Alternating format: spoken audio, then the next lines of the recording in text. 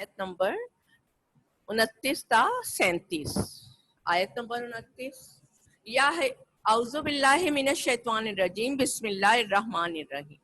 یا ایھا الذین آمنوا ان تتقوا اللہ یجعل لکم فرقانا ویکفر عنکم سیئاتکم ویغفر لکم واللہ ذو الفضل العظیم. مومنو، اگر تم خدا سے ڈرو گے تو تمہارے لیے امر فاروق پیدا کر دے گا، یعنی تم کو ممتاز کر دے گا اور تمہارے گناہ مٹا دے گا اور تمہیں بخش دے گا، اور خدا بڑے فضل والا ہے.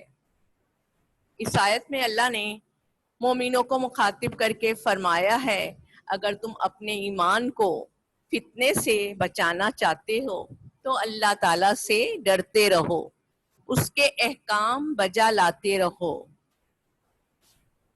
منافقت سے کنارہ کشی اختیار کرو، تقوی کو اپنا شعار بنائے رکھو. جب تم یہ کرو گے، تقوی کو اپنا شعار بناؤ گے، تو اس کے سلسلے میں اللہ تمہیں 3 انعامات عطا فرمائے گا. نمبر 1، اللہ تعالیٰ تمہیں تمہارے دشمنوں پر فتح و غلبہ عطا فرمائے گا، تم فتنے سے محفوظ ہو جاؤ گے. نمبر 2، جو خطائیں اور جو گناہ تم سے سرزد ہوئے ہیں، دنیا میں ان کا کنارہ اور بدل کر دیا جاتا ہے، یعنی تمہیں دنیا میں اعمال صالحہ کی توفیق عطا کرے گا اور تمہاری خطاؤں کو تمہاری لغزشوں پر غالب آ جاتے ہیں، یعنی ایسے اعمال کی توفیق دیتا ہے کہ تمہارے گناہ، تمہارے لغزشیں ختم ہو جاتی ہیں. اللہ تعالیٰ تمہاری خطاؤں کو معاف کر کے تمہاری مغفرت فرما دے گا. اللہ تعالیٰ بڑے فضل والا ہے، بڑا رحمان ہے، رحیم ہے، اور وہ ہمارے وہم و گمان سے بھی بڑھ کر عطا کرتا ہے. آیت نمبر 30. وَإِذْ يَمْكُرُ بِكَ الَّذِينَ كَفَرُوا لِيُثْبِتُوكَ أَوْ يَقْتُلُوكَ أَوْ يُخْرِجُوكَ وَيَمْكُرُونَ وَيَمْكُرُ اللَّهُ وَاللَّهُ خَيْرُ الْمَاكِرِينَ. اور اے محمد صلی اللہ علیہ وسلم، اس وقت کو یاد کرو جب کافر لوگ تمہارے بارے میں چال چل رہے تھے کہ تم کو قید کر دیں یا جان سے مار ڈالیں یا وطن سے نکال دیں. تو ادھر تو وہ چال چل رہے تھے اور ادھر خدا چال چل رہا تھا، اور خدا سب سے بہتر چال چلنے والا ہے.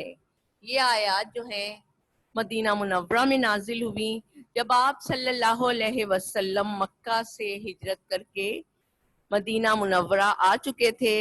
تو اللہ تعالیٰ نے حضور صلی اللہ علیہ وسلم کے مکہ معظمہ کے قیام کے زمانے کی وہ سازش یاد دلائی ہے جو کہ مشرکین آپ صلی اللہ علیہ وسلم کے خلاف کر رہے تھے.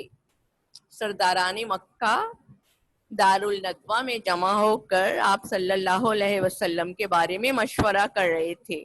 کسی نے رائے دی کہ آپ صلی اللہ علیہ وسلم کو قید کر دیا جائے، کسی نے کہا کہ آپ صلی اللہ علیہ وسلم کو نعوذ باللہ قتل کر دیا جائے، اور کسی کا مشورہ یہ تھا کہ آپ کو جلا وطن کر دیا جائے. یہ وہ تمام تدبیریں تھیں جو دارالندوہ میں زیر بحث تھیں، دارالندوہ میں ان کے بارے میں رائے کی جا رہی تھی.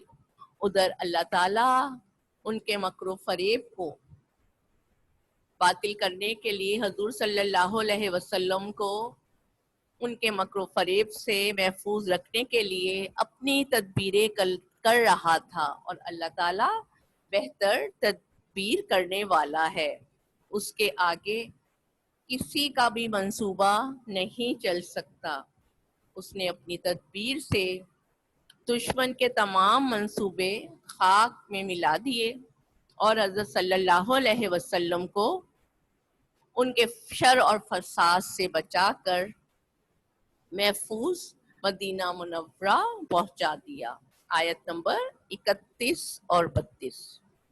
وَإِذَا تُتْلَى عَلَيْهِمْ آیاتنا قالوا قد سمعنا لو نشاء لقلنا مثل هذا إن هذا إلا أساطير الأولين وإذ قالوا لهم إن كان هذا هو الحق من عندك فامطر علينا حجارة من السماء أو ائتنا بعذاب أليم۔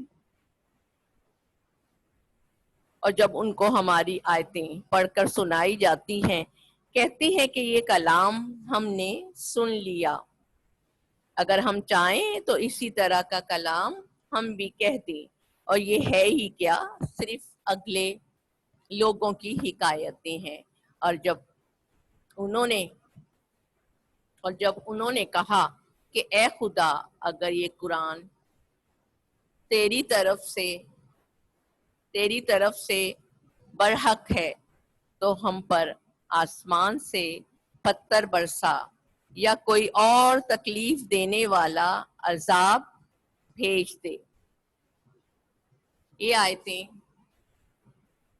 نضر بن حارث، نوٹ کیجئے گا، نضر بن حارث کے بارے میں نازل ہوئی، جو دارالندوہ کی سازش میں شریک تھا۔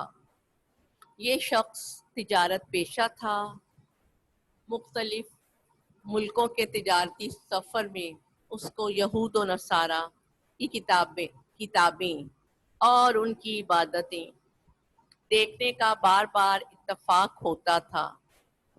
وہ فارس اور تیرا سے رستم اور اسفندیار کی داستانیں سن کر آیا تھا، اس لیے جب اس نے قرآن پاک میں گزشتہ امتوں کے حالات اور واقعات سنے تو کہنے لگا کہ یہ باتیں تو ہماری سنی ہوئی ہیں، یہ تو گزشتہ لوگوں کی کہانیاں ہیں، اگر ہم چاہیں تو ایسی باتیں ہم بھی کہہ سکتے ہیں۔ یہ شخص نضر بن حارث جہاں بھی بیٹھتا لوگوں کو جھوٹ اور مبالغے سے رستم اور اسفندیار کے قصے سناتا اور یہود و نصارہ کی عبادتیں، ان کی کتابوں کے حالات اور واقعات بیان کرتا اور لوگوں سے کہتا کہ یہ واقعات بھی ویسے ہی ہیں جیسے محمد صلی اللہ علیہ وسلم تمہیں سناتے ہیں، اگر چاہوں تو میں بھی ویسا ہی کلام بنا لوں۔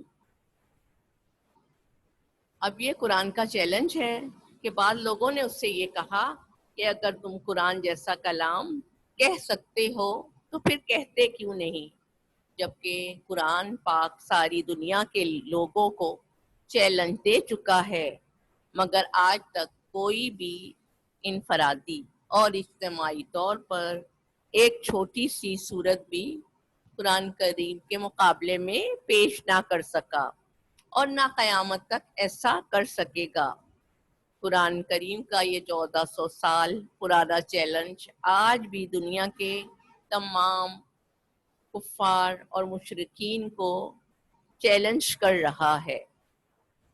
جب صحابہ کرام نے نضر بن حارث کے سامنے کلام الہی کا حق ہونا بیان کیا تو وہ اپنے مذہب کی پختگی دکھانے کے لیے، اپنا غلط مذہب جو اس کا تھا اس کی پختگی دکھانے کے لیے کہنے لگا کہ اے اللہ اگر یہ قرآن آپ کی طرف سے نازل ہوا ہے، صحیح ہے اور برحق ہے تو ہم پر آسمان سے پتھر برسا جس طرح تو نے اصحاب فیل پر برسائے تھے، یا پھر کوئی دردناک عذاب نازل کر دے۔ آیت نمبر 33۔ وَمَا كَانَ اللَّهُ مُعَذِّبَهُمْ وَهُمْ يَسْتَغْفِرُونَ وَمَا كَانَ اللَّهُ لِيُعَذِّبَهُمْ وَأَنْتَ فِيهِمْ وَمَا كَانَ اللَّهُ مُعَذِّبَهُمْ وَهُمْ يَسْتَغْفِرُونَ، اور خدا ایسا نہ تھا کہ جب تک تم ان میں تھے انہیں عذاب دیتا اور نہ ایسا تھا کہ وہ بخشش مانگیں اور انہیں عذاب دے۔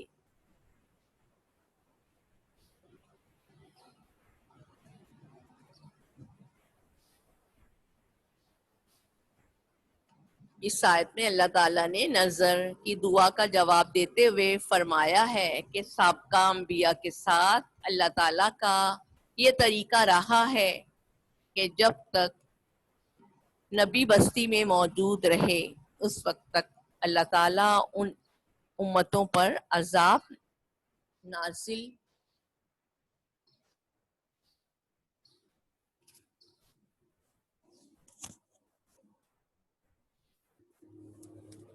ریکارڈنگ ختم